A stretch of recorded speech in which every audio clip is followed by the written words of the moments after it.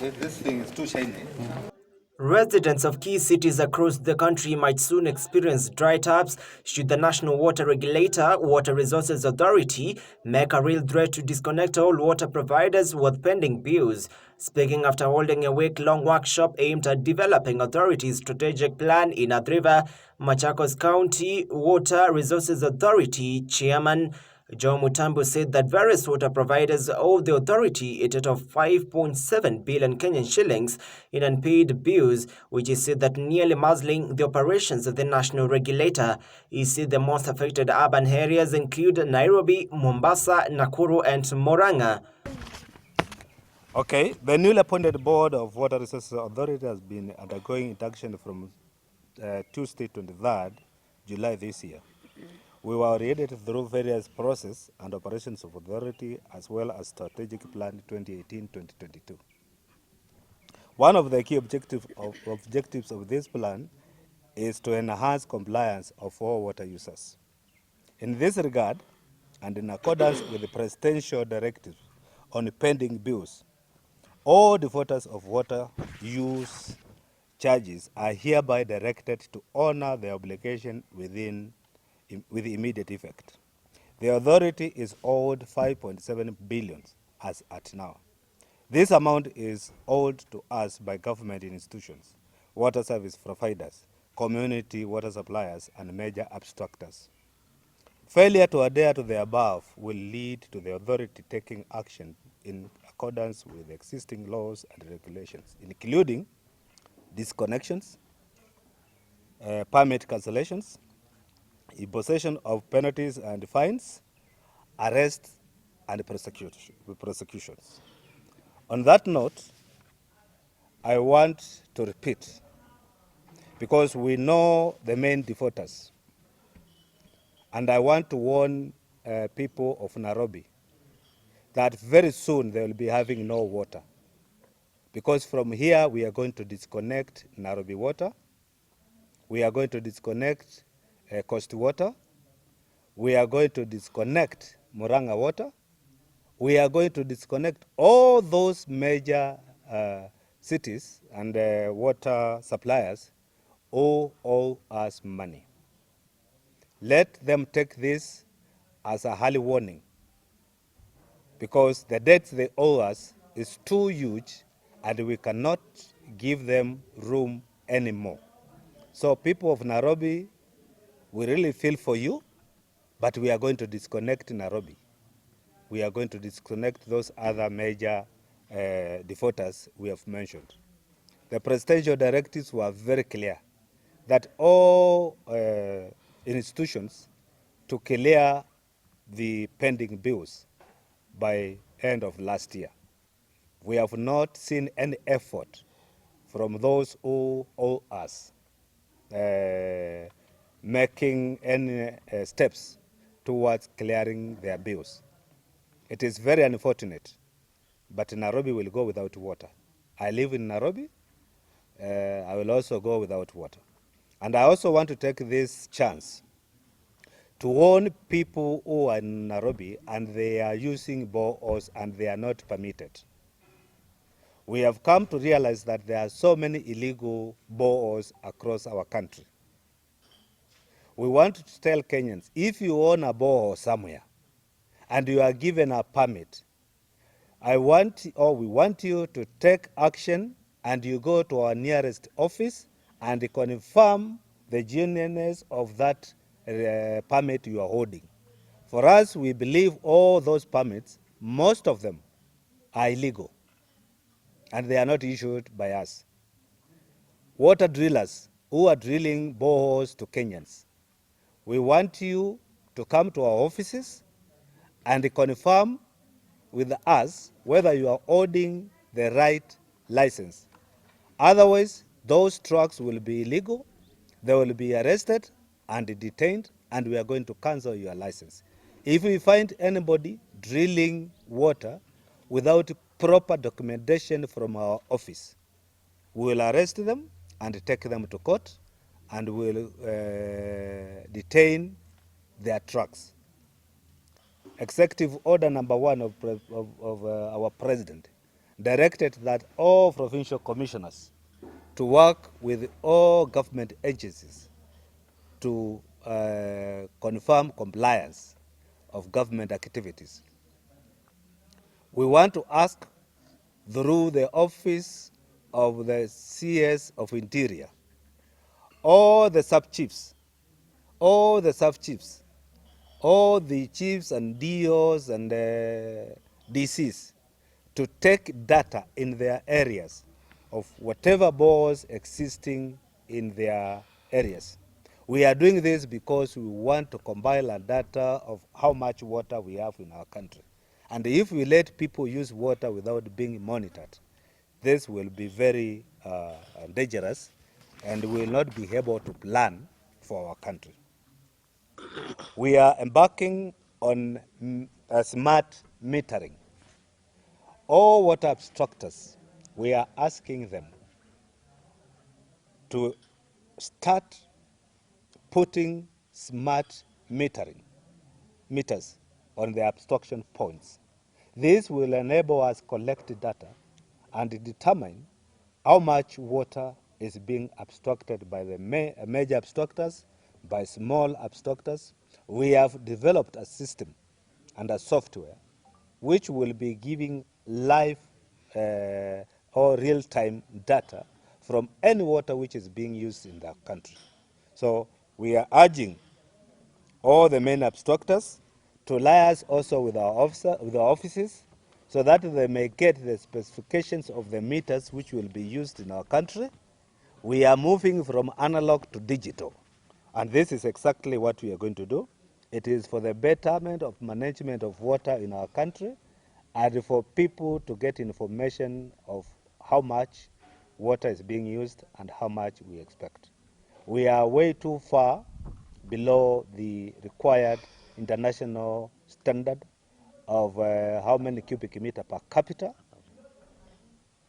and we want to make sure that we reach that standard by the end of this year. We know it from one regime to another, from a regime of analog to digital. But we are going to start with the major obstructors, and we have given instructions on how to implement this process. Any other question? I'm done. Yes. And not only this year, they have demands running all the way up to last year, and they have totally ignored our demands. Each and every institution has our demand adequately. Some of them moved to court. They lost the case. They were told that they have to honor their obligations. And I don't understand how water services boards are selling water to Kenyans and they don't want to pay for the same. It does not make sense. So we have given them enough notice. Number two, the current law, Water Regulation Act 007, requires that at every obstruction point, you put a master meter. So the law is existing. It's not that it's not existing. And with the new regulations, in compliance with Water Act 2016, we have already indicated that not just a meter or a smart meter, it is smart meter. And it is actually important even to the water users because they will be able to determine or to get data effectively as it happens and on real time. It is also cost effective, even for the water services boards. You can imagine a water services board sending somebody to go and read a meter for 300 shillings, and he is using over 3,000 shillings to send that person to read that meter. That's why they're operating under loss. That's why we are having a lot of non-revenue water. We want to bring sanity to the water sector, and we want to curb non-revenue water and turn it to revenue water. We can only do so once we introduce a smart way of metering the water which is going out. I'll give you an example. Nairobi today obstructs around 2 million cubic liters. They can only account for 500. 1 million plus. Which they're not paying. which they are not even paying us for. So 1 million plus, they cannot account for it. That is non-revenue water. And if that water is distributed equally to the other Kenyans, I think we'll reach our target of 1,000 cubic liters per capita. And that is our main agenda and our main goals, to make sure that water is distributed equally to all Kenyans, not only one institutions, which takes too much volumes of water. They cannot account for that water, or they account at least 30% of what they take. We want them to account for every drop they are taking. Ati maji ni ya Mungu. Kila kitu yote ni ya Mungu. Hata ile ardhi mahali wao nakaa ni ya Mungu. Sasa ukisema utalipa maji hata kwa sababu ni mali ya Mungu, sasa hata mimi nitakuja kulima kwa shamba yako, maana yake ni mali ya Mungu. So lazima tujitoe kwa hiyo kasumba ya kusema mali ya kitu ya Mungu ya bure. Hakuna kitu ya bure, ni lazima ikuwe managed, na ni lazima kukuwa na sheria ya vile watu watagawa hiyo mali ambayo wanasema ni ya Mungu. Na ndio sababu Water Resource Authority tumewekwa kuangalia hiyo mali ya serikali. Kama sio hivyo, kila mtu angekuwa anaishi mahali kwa yule mwingine akisema ni kwa Mungu. Hii maji imepeanwa na Mungu na ni ya watu wote wa Mungu, na hakuna vile wewe utachukua uweke kwako peke yako. Kama wewe uko upstream ushote hiyo maji na yule mtu ako downstream akose hiyo maji. Kazi ya authority ni kuhakikisha kwamba hiyo maji imesambazwa kwa kila mtu, na ni lazima kama imeingia kwako ulipie. Wale watu ambao wanachafua mto, hii tukikupata unachafua mto, sisi hatuta negotiate na wewe kitu, ni kuweka wewe pingu kulingana na sheria na kukupeleka kotini mara moja. Na tunataka kushukuru judiciary, manake wamekuwa wakitusaidia. Wale wote ambao tumepeleka kotini wamepatikana na hatia, na wengi najua watafungwa ama wengine watafanywa kulingana na sheria. Na tunataka kuambia Wakenya sasa wajihadhari na kuchafua mto, manake ukichafua mto mahali wewe huko inaenda kwa affect Mkenya mwingine yule ako chini yako, na hiyo ni kazi ya Water Resource Authority. Said, we are here today to develop our strategic plan for 2018-2022. The strategic plan is the guideline, is the direction that the institution wants to take. That's why you can see now the board of directors and the management were here, and we are making our final input to our strategic plan. As the chairman said, that we are moving from analog to digital. That's why we are coming up with these smart meters. We are also coming up with a telematic system where we monitor our water resources automatically.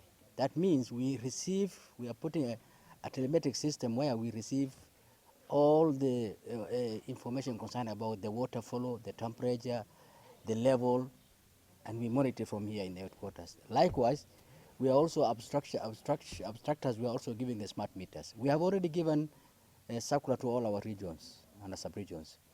All the new abstractors, the new people who are applying to abstract water must install smart meters. Yes, according to the water the 2007 regulation, it says master meter.